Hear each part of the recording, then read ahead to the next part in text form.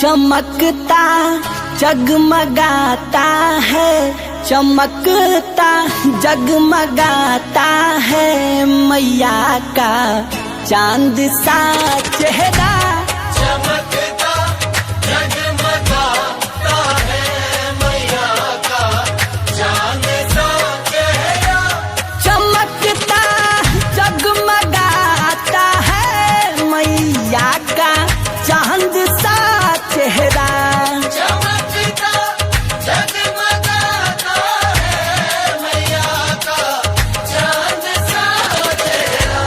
मालिन ने रूप सजाई है, मालिन ने रूप सजाई है, भैरो भैया डाले पहरा। चमकता जगमगाता है मैया का चांद सा चेहरा।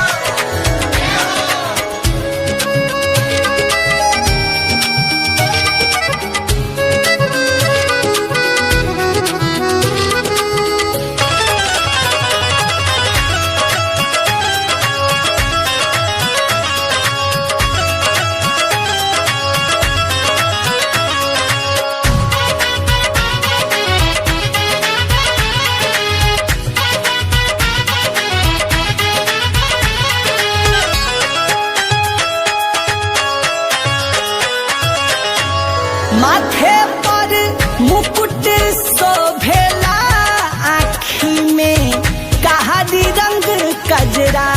माथे पर मुकुट शोभेला, आँखी में कारी रंग कजरा। हाथों में चूड़ी खन खन के, बालों में सुंदर सा गजरा। हाथों में चूड़ी खन खन के, बालों में सुंदर सा गजरा। अनोखा लागता अब तो, अनोखा लागता अब तो मैया के गजब बा लहरा। चमकता जगमगाता है मैया का चांद सा चेहरा।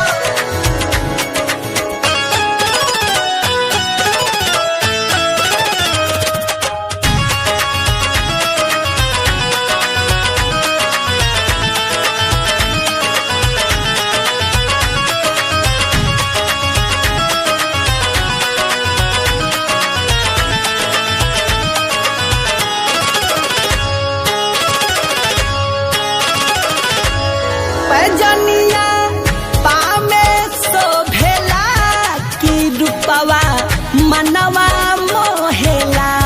रजनिया पाव शोभेला, के रूपवा मनवा मोहेला। नयनवा कब खुली माँ के, की अखिया रहिया जोहेला। नयनवा कब खुली माँ के, अखियाँ रहिया जोहेला। मैया जी ऐसे सजेली, मैया जी ऐसे सजेली, की जैसे सजला सेहरा। चमकता जगमगाता है मैया का चांद सा चेहरा।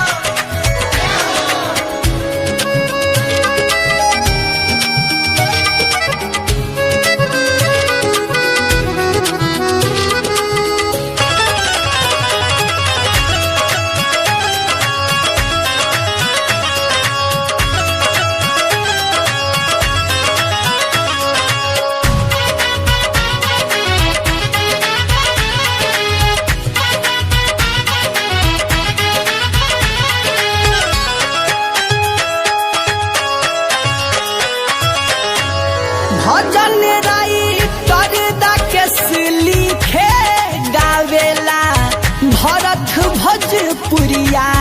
भजन राइटर राकेश लिखे, गावेला भरत भोजपुरिया। मैया के भक्ति से केसौरा खेले,